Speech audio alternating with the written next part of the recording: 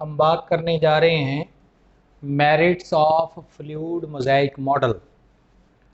हमने plasma membrane के molecular structure को एक्सप्लेन करने के लिए लास्ट लेक्चर के अंदर डिफरेंट मॉडल्स की बात की थी कि बायो मेम्ब्रेन्स या प्लाज्मा मेम्ब्रेन या सेल मेम्ब्रेन का जो इंटरनल मॉलिक्यूलर स्ट्रक्चर है वो डिफरेंट मॉडल्स के मुताबिक कैसा है। तो जो most favourable most acceptable model जो था that was fluid mosaic model. तो उसके बारे में हमने लास्ट लेक्चर में बात की थी। आज हम बात करेंगे merits of fluid mosaic model. देखो, बाकी के मॉडल्स के अंदर कुछ ड्रॉबैक्स थे जिनके कारण उनको डिस्कार्ड कर दिया गया, लेकिन ये जो फ्लूइड मोज़ेक मॉडल है इस मॉडल के मुताबिक प्लाज्मा मेम्ब्रेन की जो नेचर है वो डायनामिक होती है। तो with the help of this model we can explain the dynamic nature of bio membrane. इस मॉडल के मुताबिक बायो मेम्ब्रेन का स्ट्रक्चर जो है वो डायनामिक होता है, फ्लेक्सिबल स्ट्रक्चर है, रिजिड स्ट्रक्चर नहीं है। तो ये चीज़ जो है वो इस मॉडल की एक मेरिट। दूसरी मेरिट क्या है कि according to different techniques it has been confirmed that proteins are present on the outer as well as on the inner surfaces of biomembranes। different biomembrane जो हैं उनके outer surface के ऊपर भी और उनके inner surfaces के ऊपर भी प्रोटीन्स जो हैं they are present। तो ये इस मॉडल के मुताबिक भी यही बात है कि proteins are present as extrinsic protein, intrinsic protein, transmembrane protein. तो ये चीज़ जो है इसको फ्लूइड मोज़ेक मॉडल की हम सेकंड मेरिट जो है वो मानते हैं। थर्ड है this model states that plasma membrane और bio membranes can grow, can expand themselves और they can also contract themselves. तो प्लाज्मा मेम्ब्रेन की ग्रोथ हो सकती है, एक्सपेंशन हो सकती है, कॉन्ट्रैक्शन हो सकती है, ये इस मॉडल में बात की गई है। तो ये इसका थर्ड जो है वो मेरिट है। और ऐसा हम इन एक्चुअल कंडीशन भी ऐसा मिलता है कि different bio membranes can grow, can expand, can even contract. Next है this model can explain the permeability of different parts of plasma membrane और biomembrane। देखो, जो अलग अलग हिस्से होते हैं प्लाज्मा मेम्ब्रेन के, अलग अलग पार्ट्स जो होते हैं बायो मेम्ब्रेन्स के, दे शो डिफरेंस इन परमेबिलिटी। उनकी परमेबिलिटीज में डिफरेंसेस होते हैं और इसको ये जो है मॉडल एक्सप्लेन करता है। तो ये इसकी एक मेरिट होगी। And with the help of this model we can also explain the movement of electrolytes as well as non-electrolyte substances। Plasma membrane के अक्रॉस और बायो मेम्ब्रेन के अक्रॉस इलेक्ट्रोलाइट्स की और नॉन इलेक्ट्रोलाइट्स यानी दोनों किस्म के सब्सटेंसेस की जो मूवमेंट है अक्रॉस द मेम्ब्रेन वो कैसे होती है उसको ये मॉडल एक्सप्लेन करता है। तो ये डिफरेंट काइंड की इसकी क्या थी, मेरिट्स। अब इसके बाद है नेक्स्ट टॉपिक हमारा मेम्ब्रेन परमेबिलिटी। Membrane permeability. अब मेम्ब्रेन परमेबिलिटी के अंदर सबसे पहले तो हम बात करेंगे कि व्हाट इज मेम्ब्रेन परमेबिलिटी। तो मेम्ब्रेन परमेबिलिटी होती है, it is the extent up to which a membrane allow the movement of different substances across itself। कोई मेम्ब्रेन किस एक्सटेंट तक, किस हद तक सब्सटेंसेस को अपने थ्रू क्रॉस करने देती है, that is called as its permeability. तो extent up to which a membrane can allow the substances, can allow the movement of substances or can restrict the movement of substances through that membrane, तो वो उस membrane की क्या हो जाएगी, permeability. अब on the basis of permeability there are 4 different types of membranes and these are impermeable membranes, permeable membranes or completely permeable membranes, semi permeable membranes and selectively और differentially permeable membranes। अब इनमें क्या क्या differences हैं तो एक एक करके बात करते हैं।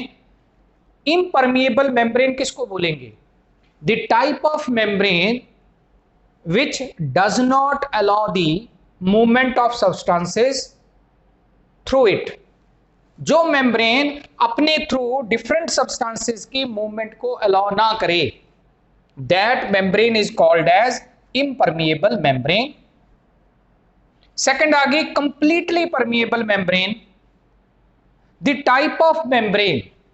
अब मैं इसको in terms of solute and solvent अगर मैं बात करूं, जैसे मान लो मेरे पास कोई शुगर सॉल्यूशन है, तो शुगर सॉल्यूशन में sugar acts as or crystals of sugar act as solute particles and the water acts as solvent। solute plus solvent इन दोनों को हम मिला के क्या बोलेंगे, solution। तो क्योंकि इसमें solute particles जो हैं वो शुगर के मॉलिक्यूल्स हैं, इसलिए इसको हम क्या बोलेंगे, शुगर सॉल्यूशन। तो अगर मैं शुगर सॉल्यूशन की बात करूं तो उसमें solute एंड सॉल्वेंट ये दो पार्ट्स हैं, सॉल्वेंट वाटर है और शुगर के मॉलिक्यूल सॉल्यूट पार्टिकल्स हैं। तो अगर किसी मेम्ब्रेन के through solvent and solute particles दोनों तरह के मटेरियल्स क्रॉस कर सकें, then it is called as completely permeable membrane.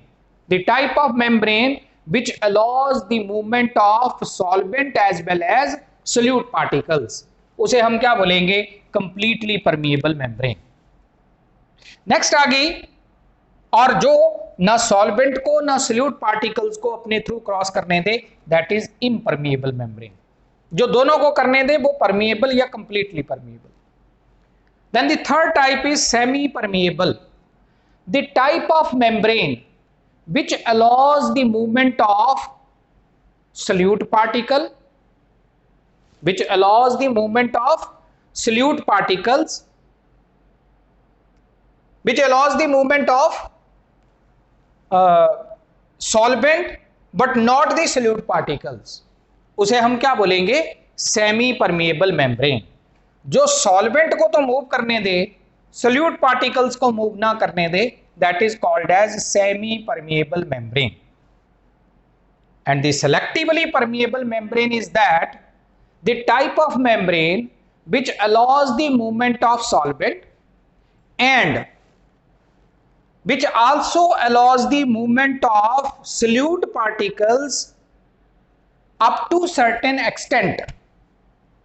जो सॉल्वेंट को तो अपने थ्रू क्रॉस करने दे, लेकिन सॉल्यूट पार्टिकल्स को भी एक डेफिनेट साइज के और एक मिनिमम साइज के सॉल्यूट पार्टिकल्स को जो है वो अपने थ्रू क्रॉस करने दे, तब हम क्या बोलेंगे कि it is called as selectively permeable और differentially permeable membrane. Most of the bio membranes are, और प्लाज्मा मेम्ब्रेन जो है वो क्या है, दैट इज सेलेक्टिवली परमिएबल और डिफरेंशियली परमिएबल मेम्ब्रेन, उसके एग्जांपल है। तो on the basis of permeability ये 4 डिफरेंट टाइप्स की मेम्ब्रेन है। नेक्स्ट है मेम्ब्रेन ट्रांसपोर्ट। अब किसी मेम्ब्रेन के थ्रू डिफरेंट सब्सटेंसेस जो हैं वो उस मेम्ब्रेन के अक्रॉस या उसके थ्रू मूव करते हैं, उनकी ट्रांसपोर्टेशन होती है थ्रू दैट मेम्ब्रेन, तो that movement of substances through the membrane is known as membrane transport. लेकिन ये जो मेम्ब्रेन के across transportation of different substances होती है, it takes place by 3 different methods.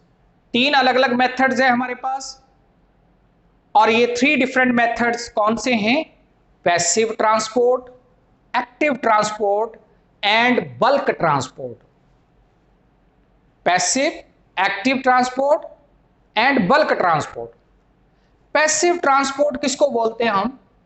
The type of movement of substances in which substances always move from higher concentration to low concentration, that is along the concentration gradient.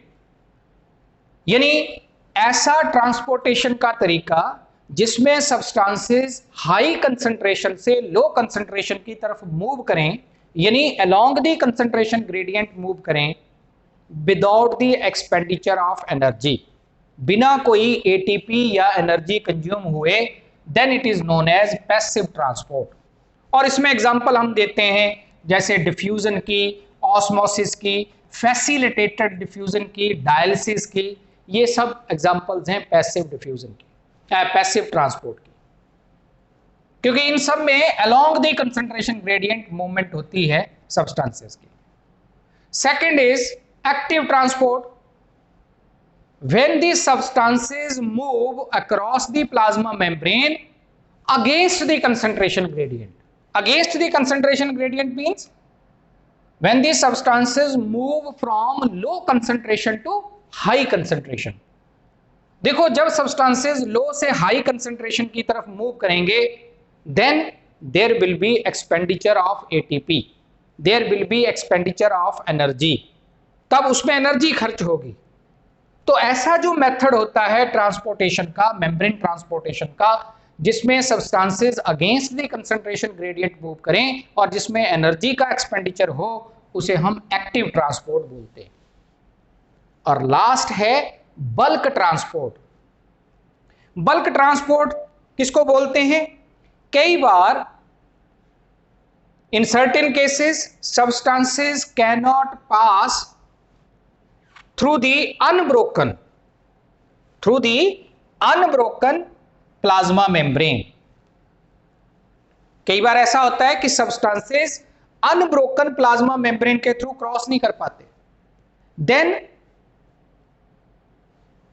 They cross the plasma membrane either by invagination और infolding of plasma membrane,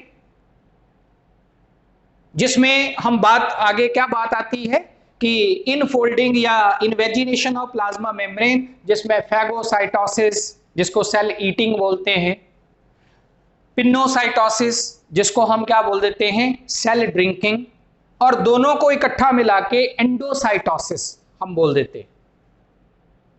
तो substances की movement, अगर larger size के substances की movement होनी हो तो वो अनब्रोकन प्लाज्मा मेम्ब्रेन के थ्रू पॉसिबल नहीं है। तो उस केस में इनफोल्डिंग या आउटफोल्डिंग या इनवेजिनेशन या इवेजिनेशन ऑफ प्लाज्मा मेम्ब्रेन होती है due to its flexible nature, and the method of that transportation is called as bulk transport. उसको हम बल्क ट्रांसपोर्ट का नाम दे देते हैं।